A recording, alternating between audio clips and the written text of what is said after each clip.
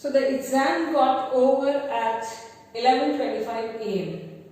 Now after the exam was over, Stephen was supposed to escort McCleary to the main gate. So Stephen escorted McCleary to the main gate. He was feeling nice that he had been given that duty. And after seeing McCleary off, he came back and he wanted to have a cup of coffee at the canteen. But before he went over there, he came to Evans's cell to check whether it had been locked properly or not.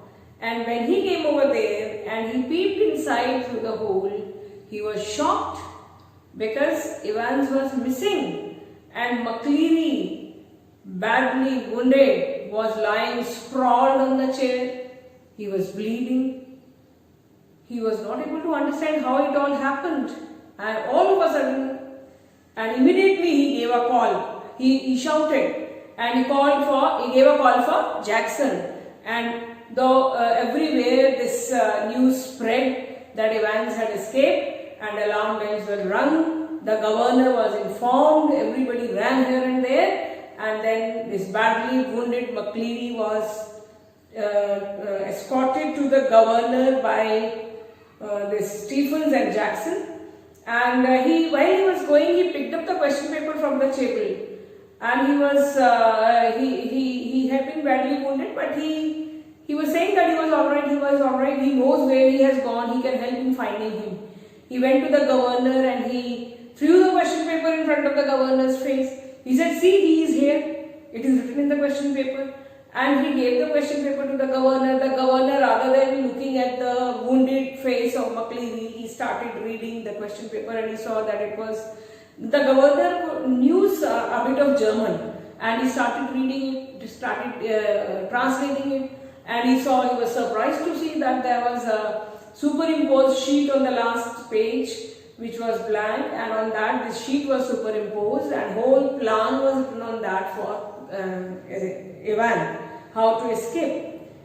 So he was surprised. Now when this wounded McCleary, he offered to help. He said, I'm alright, I know where, I can help you. So the governor said, okay, if he is saying that he is alright, he doesn't want to go to the hospital. So he asked Carter to take McCleary in his van towards the direction where he is saying, because he said he has gone towards Elsfield Way. So Carter started driving towards Elsfield Way. From there they went to the roundabout, and then from there Carter gave a call to the governor. He said, we had been chasing Evans up to Elsfield Way, it was alright, but from the roundabout he has disappeared. They are not able to find him. So the governor said, alright, now it is the police job. You take McCleary, wounded McCleary, to the hospital, Radcliffe Hospital, and get him admitted over there. And Carter said, yes, I have already admitted him there. The ambulance came. So now this governor, he told he rang up the hospital staff to ask how McCleary was. When he rang up there, they said there was nobody by this name. They said yes, he said that he is a church priest and he is badly wounded. And the person at reception said that yes, there was a call and we did send the ambulance there, but there was nobody. Now the governor realized that this was another plan. Even Carter had been a part of his plan. So now he told Jackson and Stephens to inform the whole matter to the detective Bell, Chief Inspector Bell, and then now something striking the governor's mind. So what he did was, now governor, he was shocked to see the question paper because the question paper was left and the whole plan was there. Now this governor, he goes to find out the truth. He wants to find out what really has happened because Carter had also been missing. So next day he went to the apartment of Real McCleary. When he went over there, he saw that Real McCleary was tied over there, his mouth was gagged, and they released him from all those ropes, and then he revealed to them that, some two persons came in the morning. They tied him, gagged him.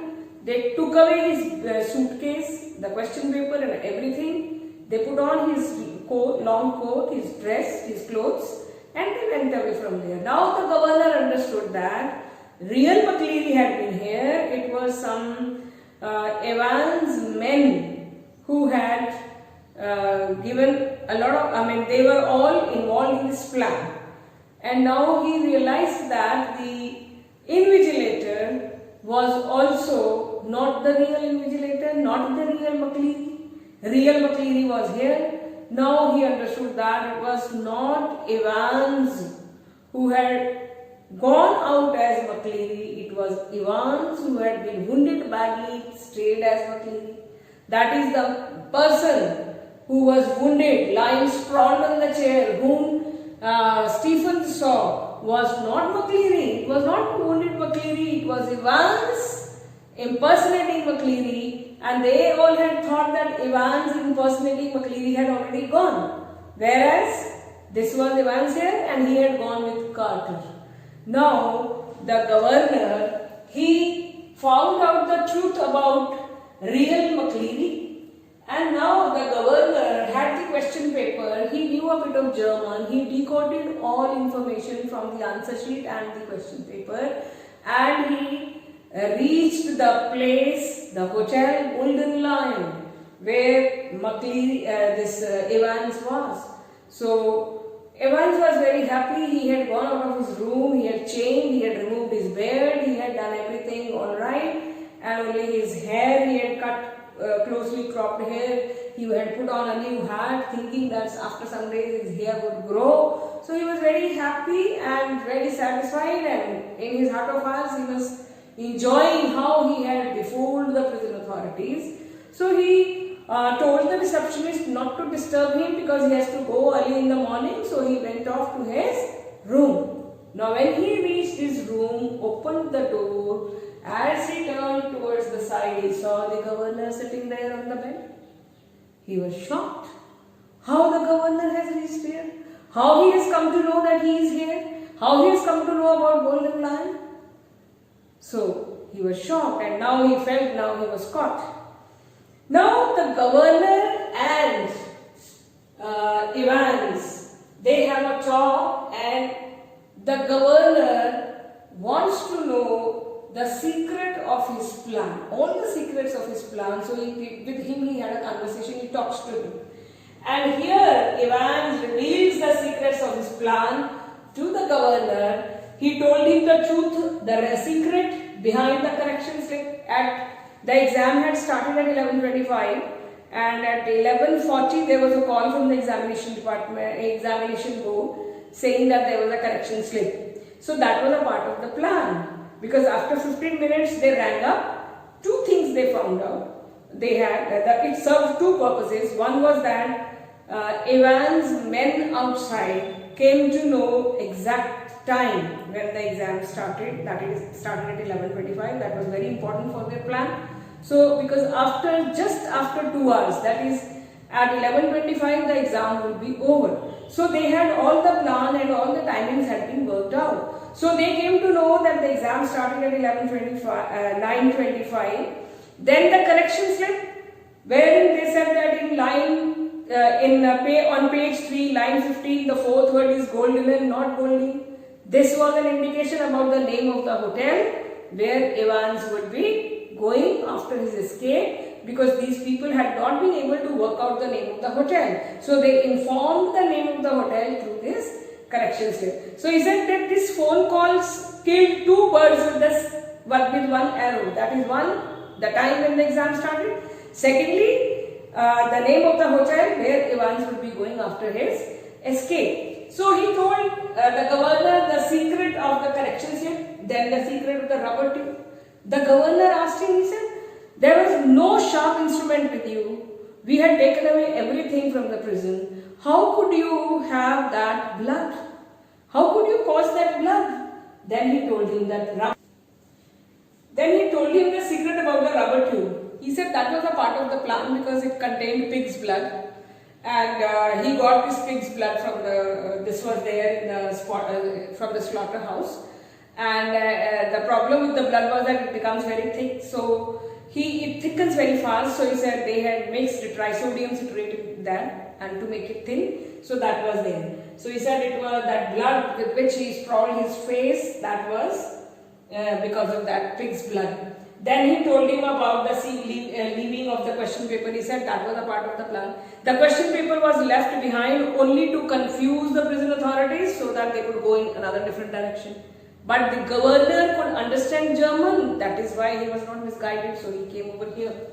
Then he told him another secret of German teacher. He said that in the prison there were tight security. You were not allowed to meet anybody.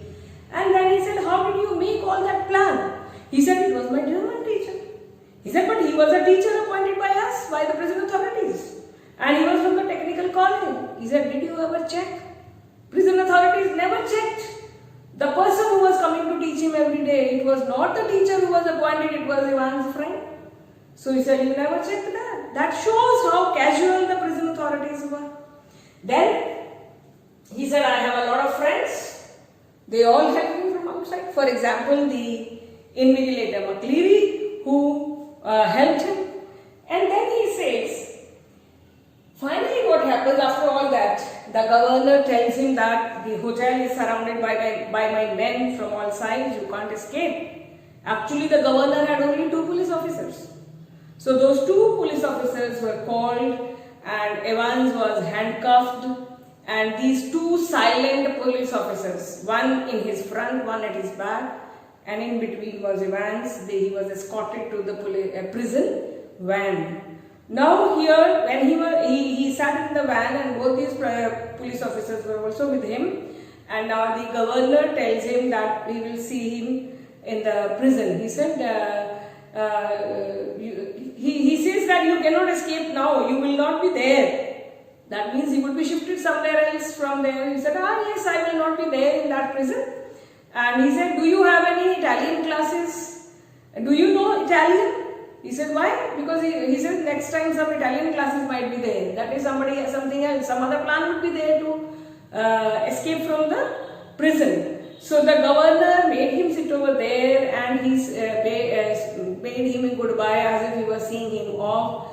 And then the prison van was driven by the driver, and he told him, he asked Evans which direction, and he says, after they had gone a little distance away, then there he says, which side should we go? He says, what about Elsfield Way? And his handcuffs were removed, and the driver, this time he was again Evans' friend, whose broad Scottish accent, that is the man who came as McCleary, who acted as McCleary, who became the invigilator. Now he became the driver of the van. Again, the governor was befooled. What mistake did the governor make? He should himself accompanied him with the police officers in this prison van and brought him to the prison. But the governor said, see you, and he thought that he is now being taken to the prison. But again, in this prison van were Evans' friends only. So Evans has the last laugh. He befooled the governor, he befooled the prison authorities not only once but twice.